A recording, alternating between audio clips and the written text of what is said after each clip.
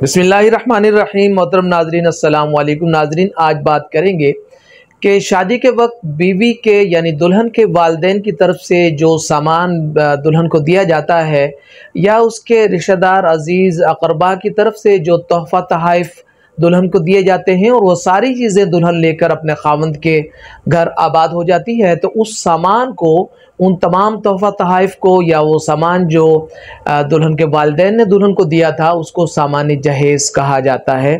अब वो चूँकि बीवी की मलकियत होता है तो बीवी अपने खावंद से ये तकाज़ा कर सकती है कि अगर वो खावंद के घर आबाद भी है तब भी वो मुतालबा कर सकती है, और अगर किसी वजह से खावंद ने उसको अपने घर से निकाल दिया हुआ है या बीवी ने खावंद का घर छोड़ दिया हुआ है तो बीवी अगर अपने वालिदैन के पास रह रही है या वो जहाँ भी रह रही है वो खावंद से मुतालबा कर सकती है कि उसका सामान जहेज़ उसके हैंड ओवर किया जाए, उसकी कस्टडी में दिया जाए। और अगर सामान जो है वो खावंद के वालिद के पास या वालदा के पास या इन लाज में से किसी और के पास मौजूद है तो वो फिर उनको भी खावंद के साथ फरीक बनाकर दावा दायर कर सकती है कि उसका सामान जो है उसके हवाले किया जाए। अब सवाल ये पैदा होता है कि ये जो दावा होगा ये किस अदालत में होगा, तो जनाब इसका इख्तियार हासिल है फैमिली कोर्ट को, और कानून जो इस पर लागू होता है वो फैमिली कोर्ट्स एक्ट 1964 की सेक्शन 5 और इसका जनाब जो है आइटम नंबर 8 जो है उसका इतलाक होता है। उस कानून की रोशनी में ये दावा दायर होगा। ठीक है जी। तो कोर्ट फीस इस पर लगेगा सिर्फ 15 रुपए का। ठीक है।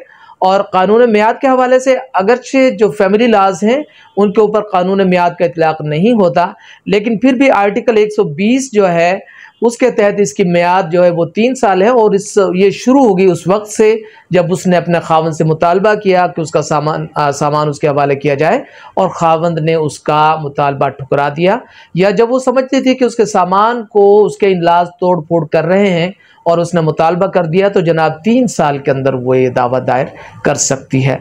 तो इस दावे के अंदर वो लिखेगी क्या? उसने सिंपल ये लिखना है इसके अंदर कि जनाब मेरे वालिदैन ने मुझे इतना सामान जहेज़ दिया था और वो सारा सामान, वो तोहफ़ा तोहाइफ जो मुझे दिए थे वो लेकर मैं अपने खावंद के घर आबाद हो गई थी, और वो सारा सामान तोहफ़ा तोहाइफ अभी तक मेरे खावंद के घर पर मौजूद हैं और वो दिलाए जाना मेरा हक़ है। तो जनाब उसके साथ वो एक फहरिस्त लगाएगी सारे सामान की, जिसमें आर्टिकल्स के नंबर लिखेगी, एक नंबर पर फ़लाँ चीज़ है और उसकी ये कीमत है और तमाम चीज़ें, और फिर उसकी रोशनी में जनाब क्या करेगी उसकी कुल कीमत भी लिख देगी। और अगर रसीदात उसके पास मौजूद हों सामान की ख़रीदारी के बाबत या जिन चीज़ों की रसीदात भी हों तो वो भी साथ मुंसलिक की जाएंगी, तो फिर अदालत के लिए आसान हो जाएगा कि उसकी बातों पर यकीन करना, तो ज़्यादा सॉलिड हो जाएगा केस, तो वो दावा दायर कर दिया जाएगा। तो उसके जवाब में जब खावंद जवाब दावा देगा तो उसके अंदर वो मुख्तलिफ़ किस्म के नुकात ले सकता है। नंबर 1 वो नुक्ता ये लेगा कि जनाब कोई सामान मुझे दिया ही नहीं गया था, और उसके मद में ये भी कहेगा कि जो हमारी शादी हुई थी वो अरेंज मैरिज नहीं थी बल्कि वो लव मैरिज थी, और लव मैरिज में सामान जो है वो दिया ही नहीं जाता। एक चीज़। दूसरी चीज़ वो कहेगा कि जनाब सामान दिया तो गया था लेकिन जो बीवी के घर वाले हैं उनकी जो फाइनेंशियल सूरत हाल है वो कमज़ोर है और वो इतना सामान नहीं दे सकते, बल्कि मुख्तसर सा सामान था जो दिया गया था, तो वो मुख्तसर सामान वो फहरिस्त बनाकर अपने जवाब दावा के साथ लगाएगा। वो कहेगा कि मैं वापस करने को तैयार हूँ। नंबर 3 पर वो ये कहेगा कि जनाब सामान जो है वो दिया तो गया था लेकिन सामान पंचायत जो है पंचायत के ज़रिए वापस कर दिया गया है बीवी को, और वो अब बीवी के पास सामान मौजूद है। तो इस किस्म की वो जो है एतराज़ात या अपने नुकात अपने जवाब दावा में ले सकता है। एक ये नुक्ता भी बहुत अहम है कि खावंद ये भी कह सकता है कि मैं घर दामाद था और मैं बीवी के घर पर आबाद रहा, तो चूँकि आबाद ही बीवी के घर पर रहा तो सामान भी वहीं था, मेरे घर पर सामान आया ही नहीं है, तो जब सामान मेरे घर नहीं आया है तो फिर मैं वापस कैसे करूं? तो ये जनाब नुकात हैं जो मुद्दा ले सकता है। अब इसमें कुछ सवालात ये हैं। पहला सवाल ये है कि क्या रसीदात जो हैं वो लाजम है कि दावा के साथ मुंसलिक की जाए। देखें, जब कोई वालिद अपने बच्चे की शादी करते हैं तो कतन उनका ख्याल ये नहीं होता कि उन्होंने मुस्तकबिल में जाकर कोई दावा दायर करना है। तो रसीदात वगैरह वो संभाल कर नहीं रखते।